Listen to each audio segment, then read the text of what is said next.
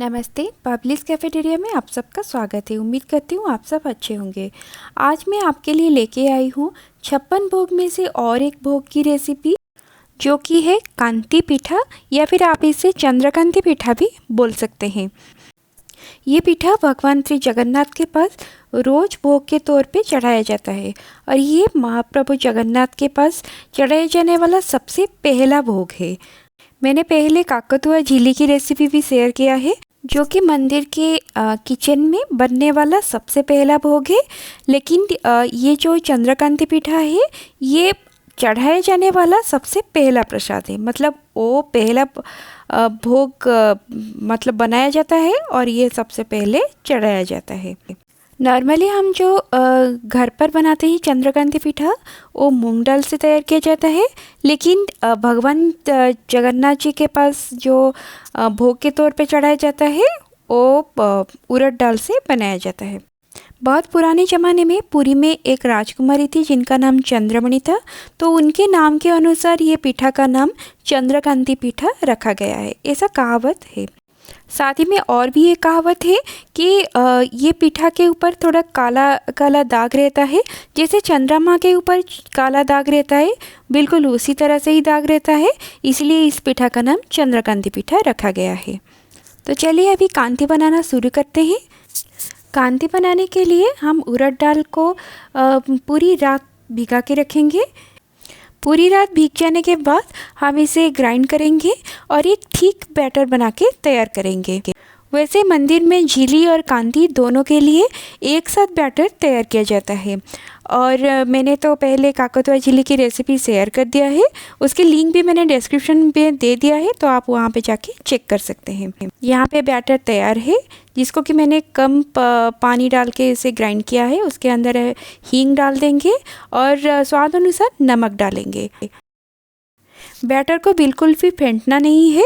बिल्कुल जिस तरह से बैटर बन के आएगा, तुरंत उसके अंदर हींग और नमक डाल के उसको सिर्फ मिक्स कर लेना है, लेकिन बिल्कुल भी फेंटना नहीं है। ये कांति रोज मंदिर में बड़े साइज़ का 10 बनाया जाता है, उसके साथ साथ छोटे साइज़ में 12 बनाया जाता है। अभी हमारा बैटर तैयार है। यहाँ पे हमने घी गरम कर लिया है। इसको तो आपको पता है कि मंदिर में सब कुछ घी से ही बनाया जाता है, तो हमने घी को गरम कर लिया है और एक केले का पत्ता में थोड़ा सा घी लगा के उसको ग्रीस कर लेंगे। और साथ ही में हम कुछ मसाला ले रहे हैं, जैसे कि दरदरा कुटा हुआ कुछ काली मिर्च, अदरक और थोड़े से जीरा।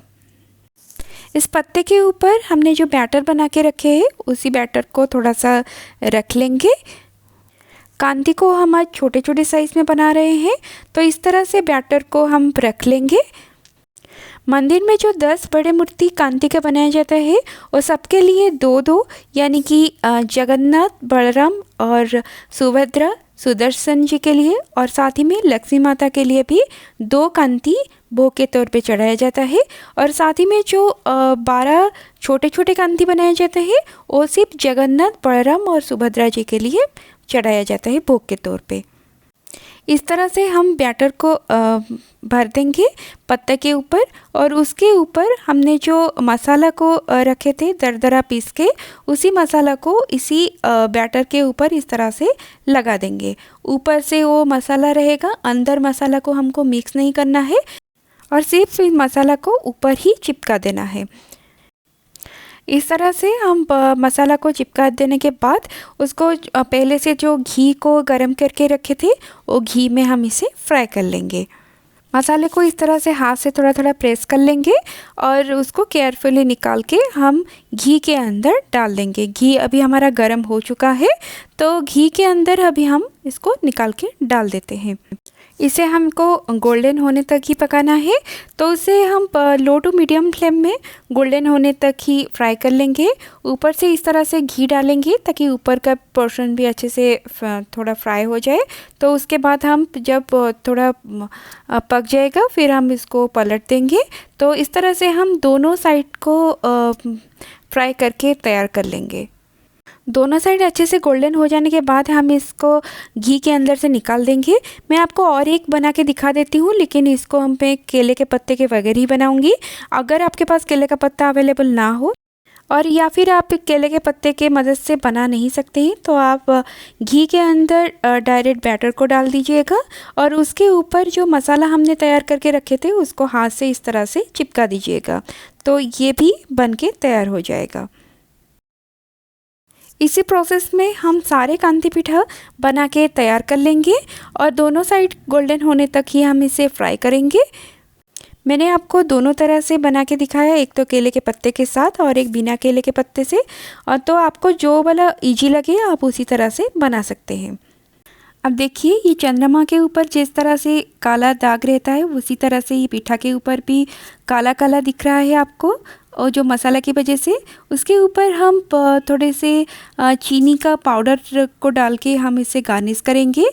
इसको एक्चुअली सांची में गार्निश किया जाता है, मेरे पास ओदा अवेलेबल नहीं था तो मैंने इसको चीनी को पाउडर बना के उसको इस्तेमाल किया है।